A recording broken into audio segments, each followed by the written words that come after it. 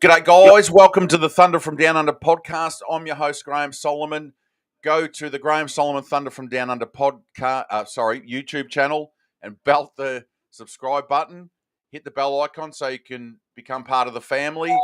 And also, if you're watching on Facebook, smash the like button, smash the heart button, and welcome our special guest that's in today from the conglomerate known as Hivemind CRM. It's Daniel Martinez, or Daniel Esteban Martinez, has come in. So thanks for coming in and joining us. Daniel, you're usually the one doing the interviews.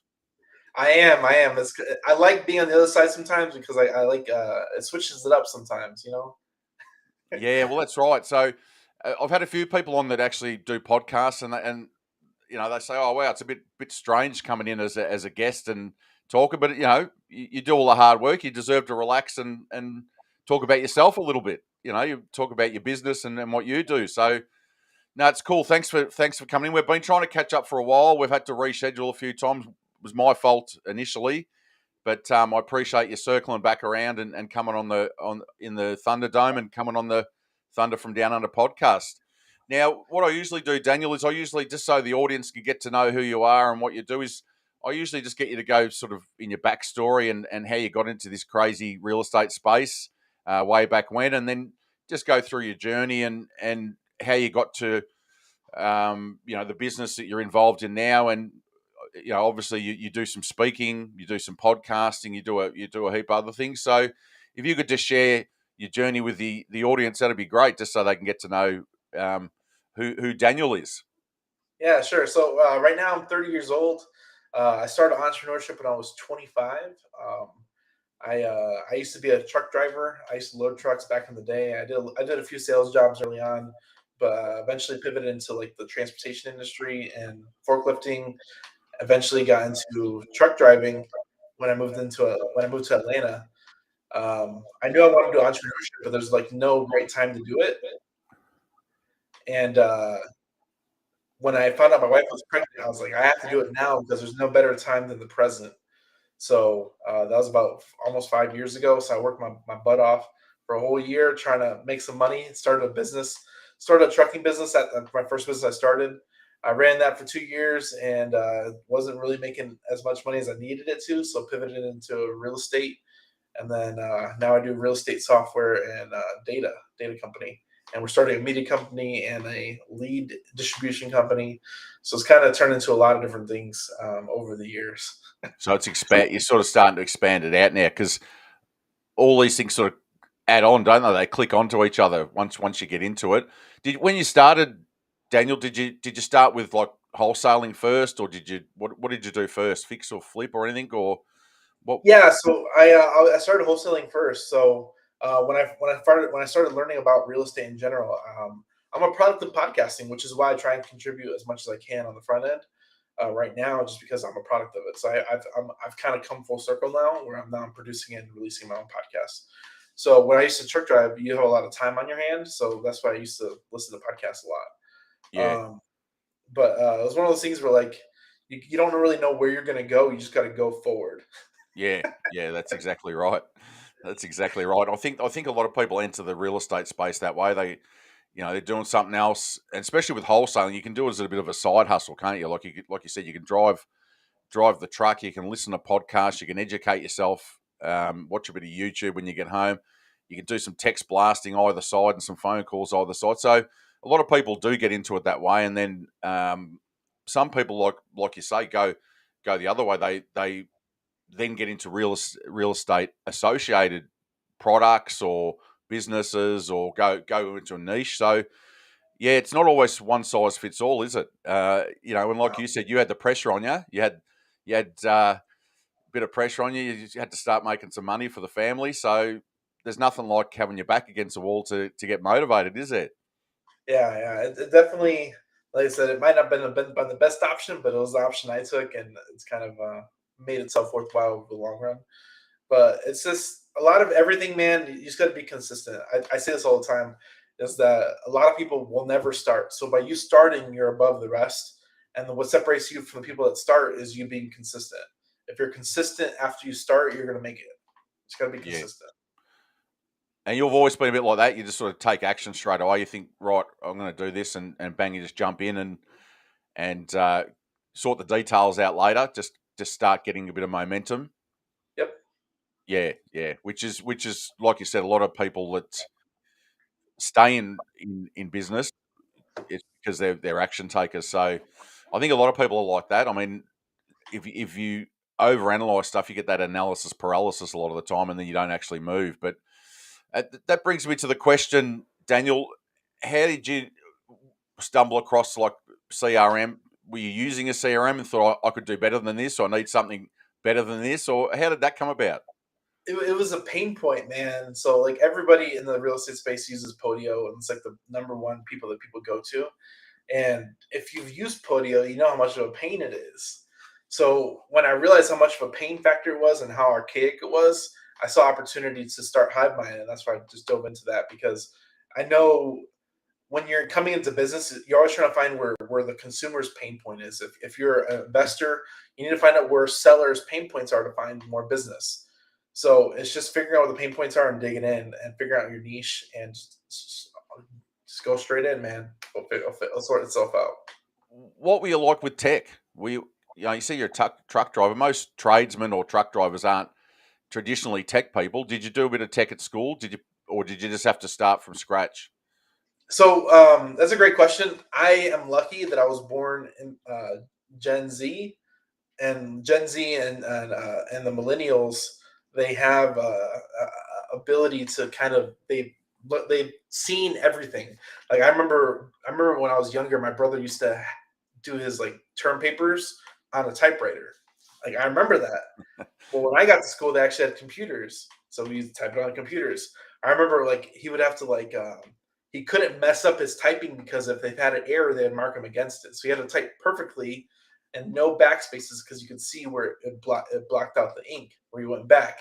So like for people my age and younger, like you have an advantage because we kind of grew up in that Yeah, age. Like people in my school, like cell phones were barely becoming popular, and like, I didn't get a cell phone until I was 18. So like I still felt the effects of like um,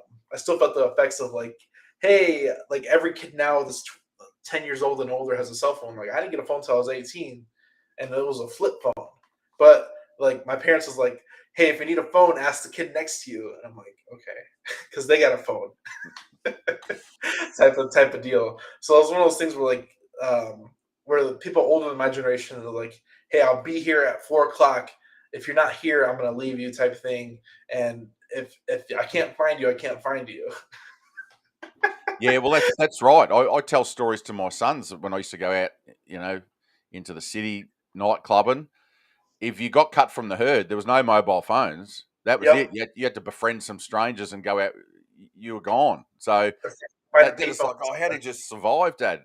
It's like like they're the same as you. I mean, they're a bit younger than you, but they're millennials. But what actually happens is they just grow up with that technology in their hands from babies. They're hitting iPads and doing stuff, and it just it doesn't seem daunting to them. Whereas I grew up in a time you're talking about, typewriters. There was a tablet and a hammer and a chisel. That was how I had to do things. I'm way back. I'm Generation X. I grew up. I went to school in the '80s, so it was pretty prehistoric. Then we had those big box computers, and it was ridiculous. But yeah, it's definitely a good point because I noticed that a lot of younger people, even if they haven't done any tech out of school, they can pick it up really quickly. Yep. So, but I mean, the fact that you probably were working in a different industry would be a good thing because then when you look at the CRM that you were building out, you would probably think, I need to keep this simple for people that aren't that great with tech as well, because some tech people can go a bit crazy, can't they? They can have these beautiful CRMs and systems, and about 80% of wholesalers can't use them. They're just too complex. Uh, So I feel for those people. Like there's tons and tons of clients out there like that. There's a ton of people like that. And I always tell people like whatever that one thing that you need done, focus on that one thing and don't worry about everything else that it can do. So I always bring up my client Matt Rogers. He's not that he's older, but He's like, I don't care what else the system does. I just want to learn how to text. I'm like, all right, I understand that. Let's focus on that one thing and you become proficient at it. Yeah. So I just showed him how to text. He picks up a contract in 4 days just off of texting, and doesn't. He's been a client for over a year. Doesn't use anything else in the system but texting still to this day. So it's one of those things where like, yes, the system can do a lot. Yes, it can be a little bit overwhelming, but you don't have to learn how to do that day one. If you need to use it for texting, if you need to use it for website campaigns, just learn that one thing and expand as you go. Yeah, and there's a lot more. I don't know whether you guys train VAs or have VAs that know your system, but there's a lot of VAs and that now that have worked for a few real estate companies, so they seem to know a lot of the systems. They know a lot of the CRMs that are out there. They've used them before, and even if you know someone that's got a VA and you can sort of borrow them for a while to set some stuff up, that's another option too, isn't it? That's something else you can do. Is Yeah, so we have our team in place. Like if you're like, hey, I don't even want to learn the system. I know it works well. Can you do it? Or do we have a team available ready to do things if you need it done on your side? So you don't necessarily have to like hire any third party and figure out who's the right person to do it. We already have a team in place to help facilitate anything you want to do in the system that you don't necessarily want to learn. so you've got it done for you product, and have you got it like a core, like you teach people how to do it? Is there a sort of like, because a lot of people have do it yourself, we'll teach you how to do it, or we'll do it for you, sort of thing. So have you got all three, or have you Um, just so we have training videos that are free for everybody, yeah, and then we have like an internal like training searchable system. So like if you want to learn about texting, you can search texting, and a whole different thing comes out on how to use texting. So it's kind of done for not it's like training wise, or you can train your team how to do it. I've had clients like, hey, I sent my VAs your training videos, and they got it, so I don't have to worry about yeah, it no more. So it's like one of those things where like different levels, different people need different help and different things. There's little hangups where people get hung up on. I tell my clients all the time, it's like if you get hung up anywhere, just let us know where you're hung up at, and it might be something I already know how to fix it. I literally just got off a call before this one, and they're like, "Hey, my website's doing this." I'm like, I already know the issue. Like, I already know the issue. He's like, "Well, this is doing this." I'm like, I already know the issue. Go to this, and this, and fix it. He's like, "Okay." yeah, definitely. And you get, you know, you get a VA that comes in and knows what they're doing, and you screen share with them and you watch them doing it, and it's just amazing, And you sort of think, like someone my age just goes, why would I? That would take me 10 years to learn that. I'm better off just outsourcing that to someone that actually really, like you said, someone that's younger, that's grown up with it, and they enjoy doing it. So, yeah, it's definitely, I think there's a certain percentage of people and a certain person that just says, "Nah, I don't think I'm ever going to learn that," and that's like dinosaurs like me. But even some people just say, "No, look, I'd rather focus on acquisitions and on the phones and talking. I'll leave that for someone else." So, yeah, that's good. That's good that you got systems in place because, yeah, you do. It does take a little while, even for someone that knows what they're doing, to learn a new system anyway. So you got training videos and all that sort of stuff. And do you want to just give us a bit of an overview of the CRM, as in, obviously you love the product, it's your product, it's your baby. What are the key features in the CRM that you thought, well, I really want to put these in for the particular clients that, real estate investors that are our clients? What are the key things that you're pretty proud of with the system? So one of the key things is texting, emailing, cold calling, dialer, RVMs. Like most of these products, you have to use like 10 different products to use. They have like one service that does one thing. This kind Yeah, of brings everything in house. You can kind of coordinate and formulate follow up systems, emailing follow up systems, unlimited users. There's companies out there like, oh, we're going to charge you 60, $100 per user. I'm like, yeah, adds up quick as your team grows. So unlimited users, unlimited websites. They kind of some other platforms that limit how many websites you can get. Like you can really go crazy with this system, and anything that's not inside of it can be connected to Zapier. So we have clients that like, hey, I still want to use Podio, but can I use HiveMind too? I'm like, yeah, you could do that. So it's really customizable. So based off of whatever your business looks like, you can customize it to whatever you need. yeah. That's the thing now. The technology is amazing that you can bolt stuff on as well. Like you say, you can do add-ons through Zapier and all that sort of stuff.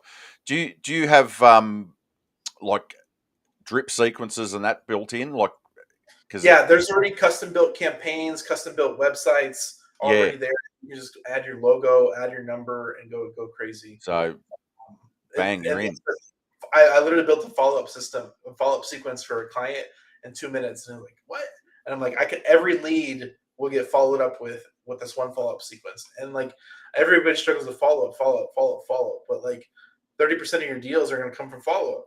So if you Yeah. don't do follow up, or if you're not doing it properly, you're missing opportunity just by not having follow up systems in place. And the automation that you talk about, I look at the front end too. Like if you have a lead come in, can you automate it that like an email goes out to them or a messenger message go? So that's all automated as well. So you've got a Yeah, yeah. couple. So I did a demonstration literally about 30 minutes ago, and Oh, I was okay. they're doing Facebook ads. I'm like, you do a Facebook ad whenever a lead comes in, you send a text to them, hey, thanks for filling out the form. Our team will contact you as soon as possible. And then you send a text to your team, hey, John Smith just filled out a form in subject city. Here's the full address, phone number, and email. Contact this person. So now instant there's an instant out to the customer and instant to your team really quickly and efficiently. Yeah, yeah, because that's part of it, and it frees up time, especially if you're a bit of a solopreneur where you're trying to wear 10 hats. If you can automate stuff, and once again, once it builds up a little bit, you can get a VA in to cover a lot of that stuff, and that frees you up to do a lot of the other stuff. So yeah, no, that's cool. We've had a few comments coming in. We've got I think it's Ruben who's probably one of the foundation members of my actual Facebook group. And he said, "Good stuff. I need this for my website." So you might have a customer already. I'll when we wrap it up a bit later, Daniel, I'll give him the contact point so he can reach out to you. But what's he say? I'll have to visit him. So there you go. You've already got someone that's interested. But yeah, I mean, it's sort of really hard to in Portland, Oregon. He's in Portland, Oregon. It's really hard to imagine, like even just a couple of years ago, how primitive things were. Like, and I know there's a lot of people that say, "Oh, I still use a folder and papers and that." Well, that's fair enough. But once again, to have that automation on the front end and that you don't forget to follow up, they're deals, aren't they? That's money. If that makes you 2 or 3 deals a year because you've got that automation and drip and follow up and you get people. I had a client. He was doing Excel spreadsheets and paper. He literally got into this, and now he's done multiple 100K months using this Yeah, platform. He does about 10 to 15 deals a month right now, and he'll be our first millionaire we created. And he was using spreadsheets and paper. So think of this as like amplification every time. So our whole thing is automation before delegation, because you might have to delegate it all. Like I talked to a client, they're like, "Oh, I can you teach my VA how to do this, and this, and make sure the follow up campaigns are set up and all this stuff." And I'm like, "Well, if you set this up once, it just works. You don't have to actually have a process for him to do this every day." And he's like, "Oh, what am I going to have him do now?" I'm like, "Well, you got to figure out what he needs to do based off of what the system can't do, yeah, and you got to find the gaps." So a lot of this is like it can really limit, like if you have a bunch of VAs, it can limit 1 or 2 VAs of what they actually do, where it actually pushes them to do revenue generating activities versus just activities. yeah, 100%. And I mean, we all know from the other end when you fill out a, a landing page or you do something, all of a sudden the emails come in. Like I have a monthly mastermind. I get people to register so I can send them the Zoom link and that, and we do reminders right up because we're all busy. And if you haven't got automated stuff in place, people forget. I mean, sometimes people say, "Look, I had it all. I had it in my head, and then I got an email that morning and went, "Oh, I'd forgotten about that." So the automation is crucial, not just for your side of it, but for the other side. Like so that you.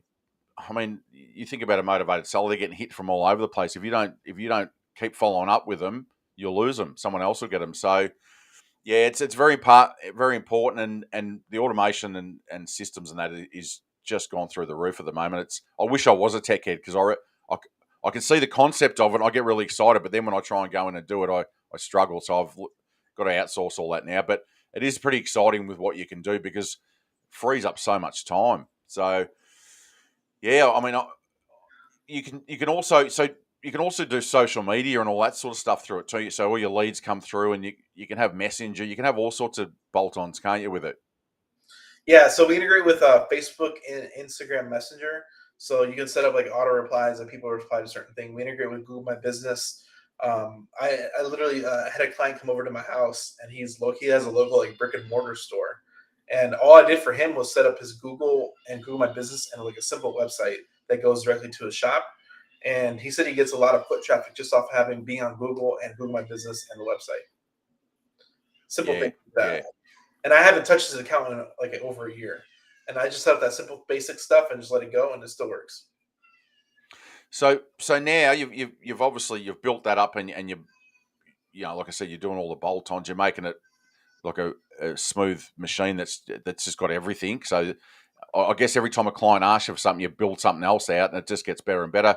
The other thing you said, you're going to start doing list pulling in that, are you? You're going to start doing services attached like that, are you, as well? Yeah, I actually did that before I got into the CRM business. I've been Oh, so that's what you did first. that's what I did first. So I actually did real estate, then I got into the list business, the list pulling and skip tracing business, and then I got into the CRM.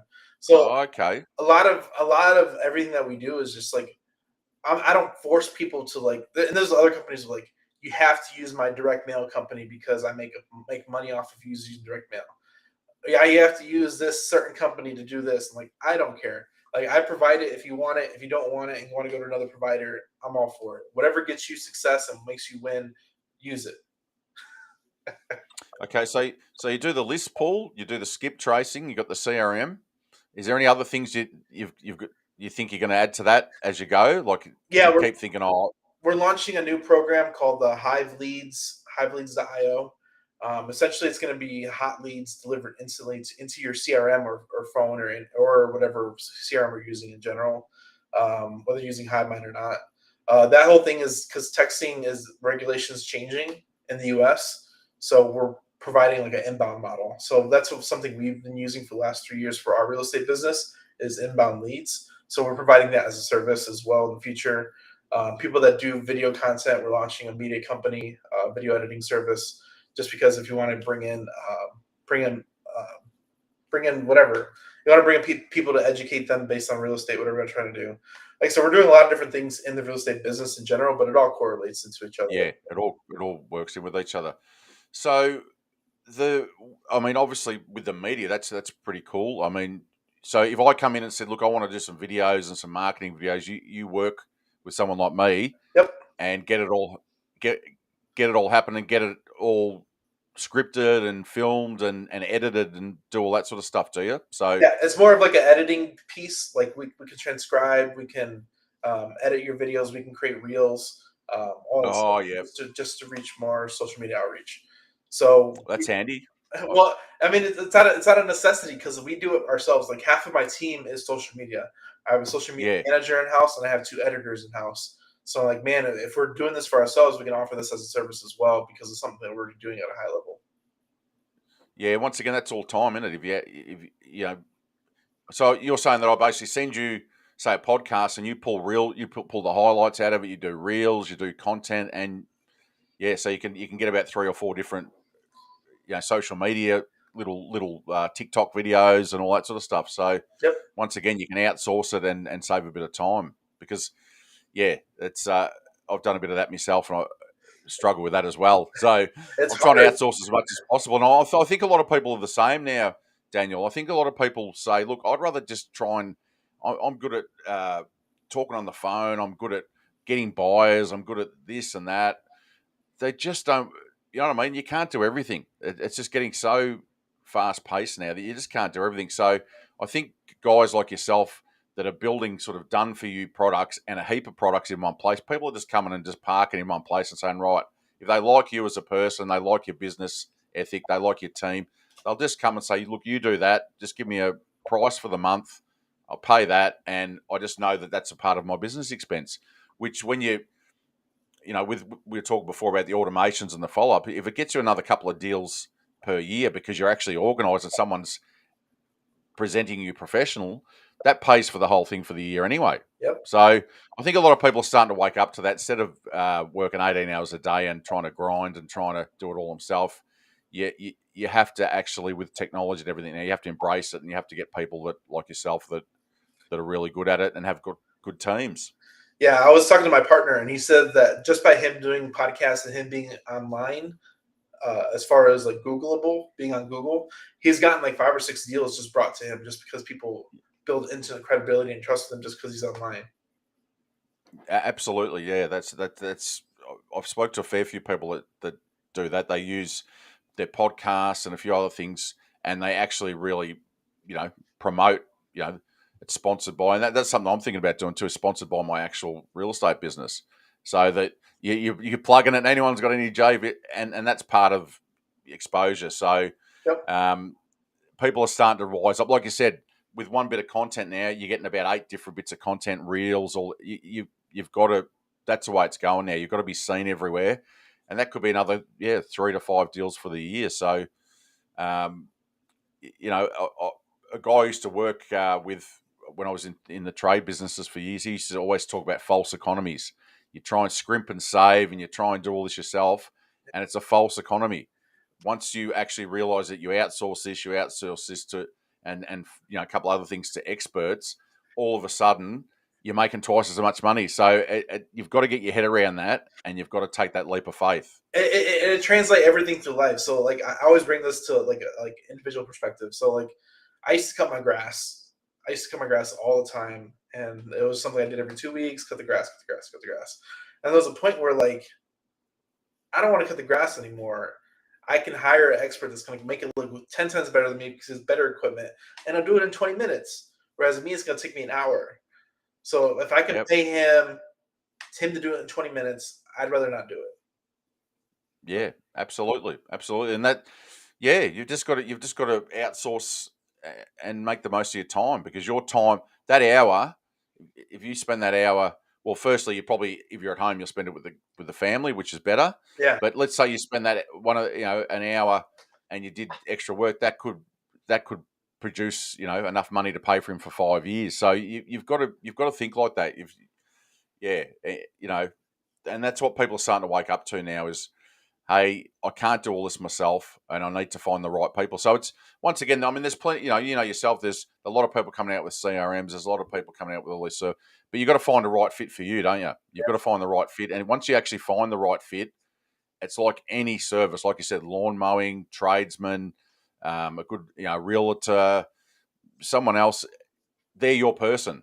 Someone says, "Oh, that's my carpenter," or that's, well, you're their tech guy that does the CRM, does all the other stuff, the editing, and everyone says, "Oh, yeah, you need someone, go and see Daniel." So that's how you sort of build your brand, isn't it? People tell other people. Yep. Yeah. Word of mouth is priceless. And then if you have the point where you can do ads or social media, like social media is like a free place to just post anything. Like I tell people all the time is like, if you ever wanted to get on TV, start on YouTube. It's your own place where you can run your own content and you can post there over and over again, and people come back to watch your content. So like people just don't end up on TV. They start off somewhere else. So if you Yeah, think of the end in mind. yeah, that's actually a good point. That's a good point. Is you're not going to be Brad Pitt when you start off, are you? You're not going to be, or you're not going to be Leonardo DiCaprio, really great actor. You've got to start somewhere, don't you? And I've seen guys that are great YouTube presences now, and you see a video of them when they first started off.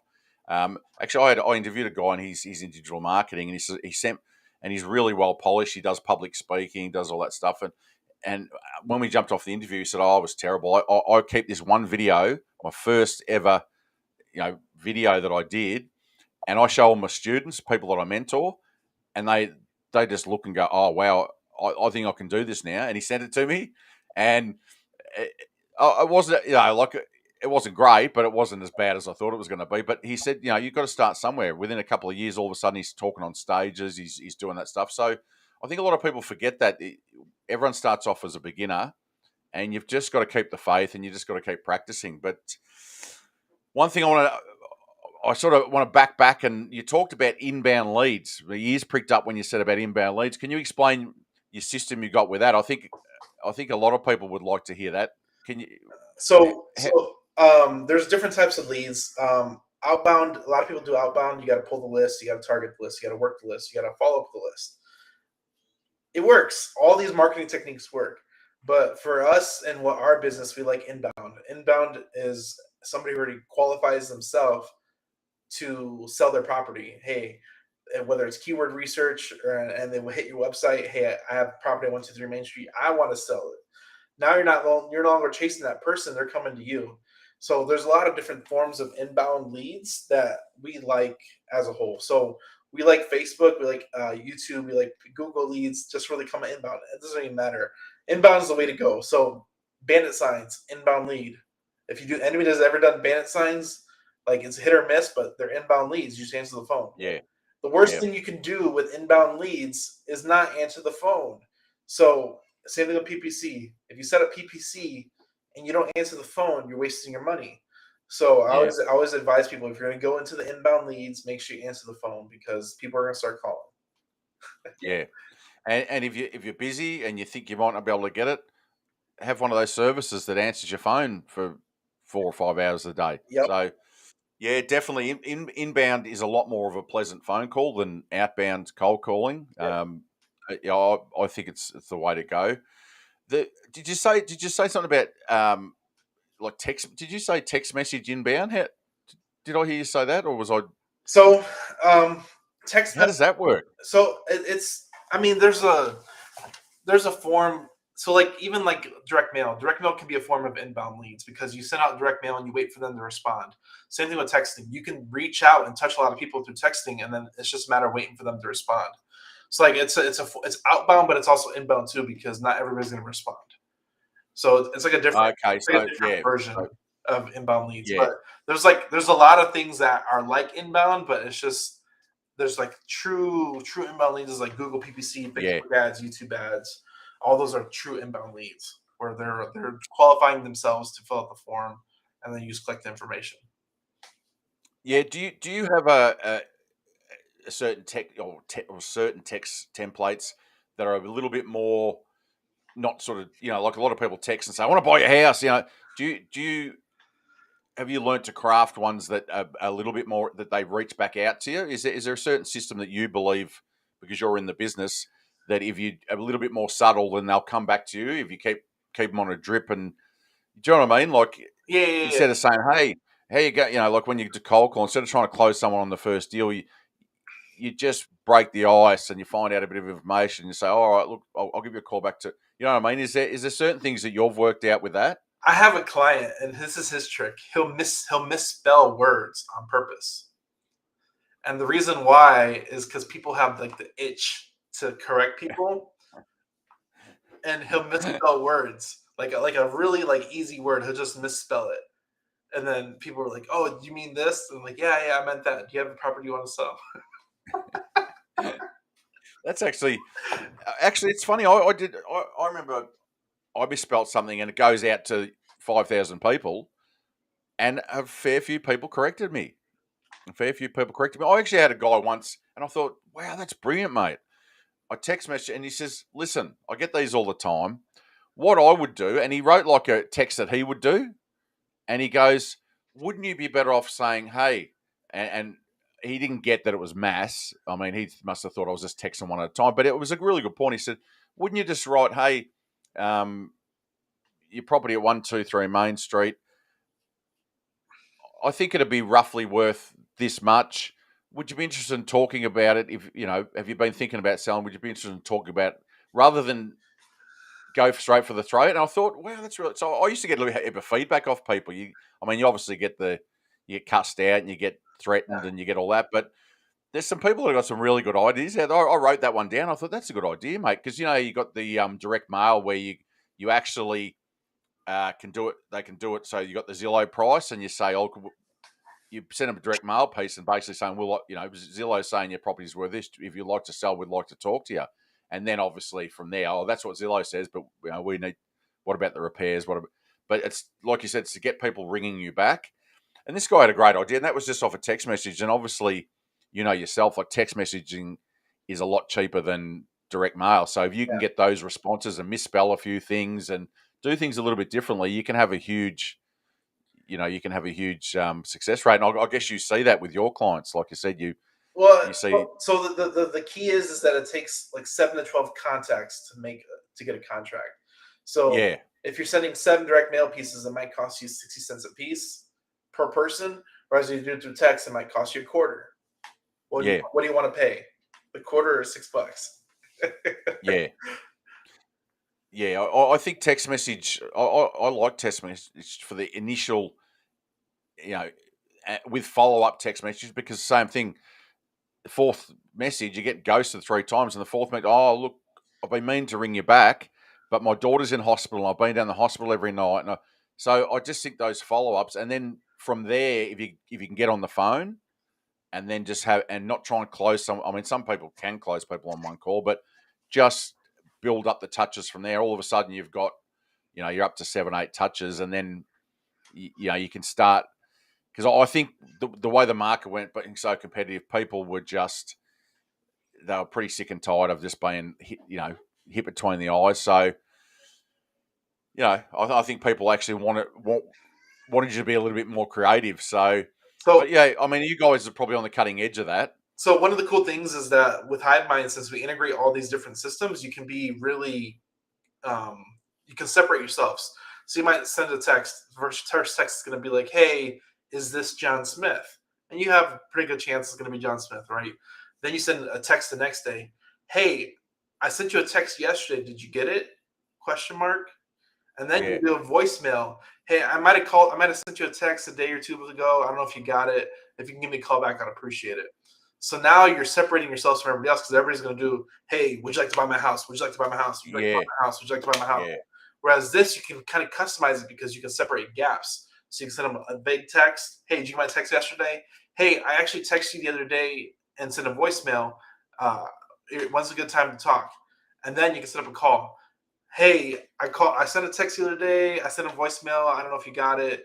I'm calling right now. Are you available?" So now you can really separate yourself from other people because you can send individual texts based off of what you sent prior. yeah. I mean, it's a real, the little inches in it, the little things that you do can separate you and make you, you close a few more deals than the guy next to you. So yeah, that's it. It'd be a fly on the wall in your office. You guys must be thinking about it talking about it all the time. Oh, I heard the client, he actually he pulled this one, he did this one, and it worked. So you know what's working and what's not working. But what I'll do is I've got all your stuff up on the screen, Daniel. I've got your Facebook, your personal Facebook there. I've got your group, so people can actually come in and join your group. And obviously, you've got a fair bit of content in there, and people can actually then reach out, tag you into something, and if they want to go further. And I've got the website there, www.hivemindcrm.io. So that's where people can sort of reach out to. Is there a form that they can fill out to sort of connect with you about any of the products, or which is the best way out of those three to contact you? They can go to @HiveMindCRM anywhere online. We're a lot of different places. Yep, We have our own podcast, Hive with Us podcast. If you'd like to learn how to make 6 figures on one land deal, you can text land, or you can text Corey yep, 210-972-1842. We're actually doing a land mastermind. We do weekly calls, pretty much educating people how to find larger deals. You can text the land to the same number, 210-972-1842. Like I said, we're just yep. providing a lot of value in our own little way, and hopefully doing bigger deals. And that, actually, just before I wrap it up, Daniel, do you have like a little demo? Like if it, you Google it, have you got like a little demo someone can watch just to check out the product, or even in your Facebook group? Now, would you have any demos in there so someone can go in and go, yeah, look, I like the sound of that. Can I go and check it out? Like I know Ruben will, because he's been watching. So have you got a demo? Because I know a lot of the platforms, like a while ago when I was doing a bit of texting, you can just Google it and then follow it, and you end up with a bit of a demo just to give you an idea of what features it's got. So you can actually text demo to that same number, or you can go to hivemindcrm.io. There's a demo button. Oh, okay, beautiful. Because that's what a lot of people like to actually just check it out, and if they like it, then they'll go to the next step. They'll just go, yep, love it. Because yeah, I mean, like I said, there's more and more now. I mean, everyone's like, batch and all that. They've just expanded and they've got a lot of different products. So people like to actually check out individually what suits them. Because I notice a lot of different people in different niches tend to go for different CRMs and different stuff. there's something more specifically designed for Facebook or something like that. So, all right, cool. No, well, thanks for joining us and sharing all that with us. I hope we can drive a few people over there that just happen to be looking for a CRM and to organise themselves a little bit better, Daniel, and get them over and like I say, jump in the Facebook group and then start watching your podcast because like you said, you're putting as much content out there as you can, and I'm pretty excited to hear about this the media. So I can actually get someone to cut me videos and do me reels for me because I think it takes me 4 times longer than the average editor. You gotta focus on what yeah. you Yeah, so no, that sounds good. Sounds like it's grown into, you're covering a lot of bases now. So it sounds like you're doing really well. And thanks for coming on and sharing your time with us. I know you're pretty busy and you had a fair bit on today, but you've still come in and shown up and given us a few tips and tricks as well on some text messages and everything. So appreciate it. And all the best. Hope it all grows and expands. And I'm thinking, by the sounds of it, you'll probably end up having a complete done for you from start to finish system in about 2 years.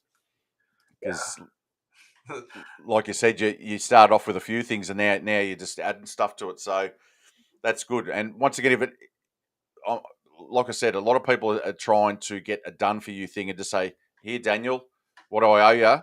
And they're quite happy with that. So good stuff. All right, mate, I'll let you go. And as I always say, thanks to Daniel Esteban Martinez, you guys have been thunderstruck. All right, guys, catch you later.